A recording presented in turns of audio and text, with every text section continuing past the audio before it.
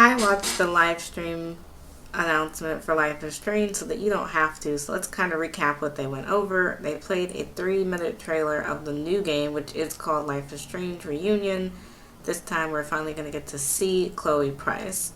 For those of you who played the original Life is Strange from back in 2015, or if you played Life is Strange Double Exposure, Chloe Price is the friend slash possible romantic interest, depending on how you played the first Life is Strange, who was a part of the big choice. At the end of Life is Strange 1, you could either save Arcadia Bay or you could save Bay, Chloe Price. This game is bringing Chloe back, which is a little bit confusing considering that one ending would not be considered lore. So, of course, they have an explanation for that. There was the voice actors who play both Max and Chloe in this game, who kind of explained how they're going to make both endings canon. So if you chose to save Arcadia Bay in the original game, Chloe will tell you that she remembers dying on the bathroom floor in Blackwell, and she doesn't know why she has those memories. Max will explain that, well, you died, I saved you in first time, it made the storm in Arcadia Bay, and you chose to sacrifice yourself to save Arcadia Bay.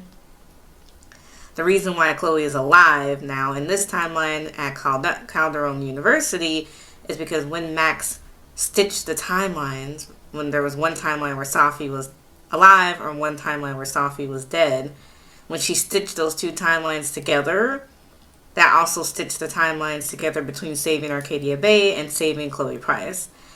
So interesting concept to explain why Chloe is alive if you chose to save Arcadia Bay. And then, of course, they use the same concept if you chose to save Chloe, that Arcadia Bay still exists and that Chloe's mom is still alive and everything is fine, is that, again, you stitch the two timelines together. So although Chloe has all the memories of what happened to her either way, either the town was destroyed or she died, none of it matters because the timelines have been pulled together. I think that part was a little bit confusing, at least for me. I wasn't quite sure how I felt about that. Seems like a really roundabout way to basically say that neither timeline mattered then, because if Max can just stitch the two timelines together like she did to save Safi at the end of the last game, then what was the point in making choices? It goes against the idea that choices matter. If Max's powers of time manipulation and being able to switch between time or rewind time can just bring everybody back, which it also is unclear Safi's role in this new game. So in the Life is Strange reunion, it seems like Chloe is now going to be a big part of solving the mystery. Chloe's going to use her power of, sass talking, basically, and talking back to help Max investigate this fire that is happening at Calderon University. That's supposed to potentially kill staff, friends, and students. So Max goes back through a Polaroid picture, and she has 3 days to stop this fire from happening, I guess, or everyone's going to die in the fire. So kind of the same as the first game where she had so many days to try to stop the storm from coming to Arcadia Bay. So basically it feels like a rinse and repeat of the original Life is Strange game, but this time we know choices don't actually matter, because how could they matter? If Chloe can come back from basically the dead, depending on what option you chose at the end of the first game, and Safi, I guess, also still exists in this universe, which I thought she disappeared. It's just very unclear what the story is. And they're definitely playing on the nostalgia of people just wanting to see this group.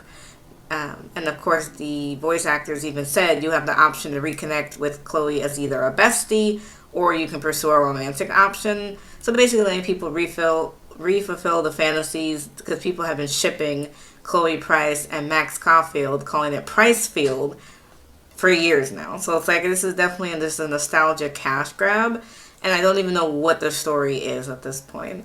So maybe we'll get some more information at a later date. The game is coming out on March 27th or 26th. You can pre-order it. I always recommend against pre-ordering because you don't know what you're getting. The whole game is going to release at one time. It's not going to be released episodically, which is probably better That way you don't drag it out, because people end up posting it online anyway, so you pretty much get spoiler alerts if you don't play it the day the episode drops. Also, they're not doing that pre-order thing they did last time. So with Life is Strange Double Exposure, if you pre-ordered the deluxe pack, you got the first 2 episodes like a week or 2 in advance. They're not doing that now. It's just going to be all episodes dropping at once. So just keep that in mind if you do decide to pre-order this pack.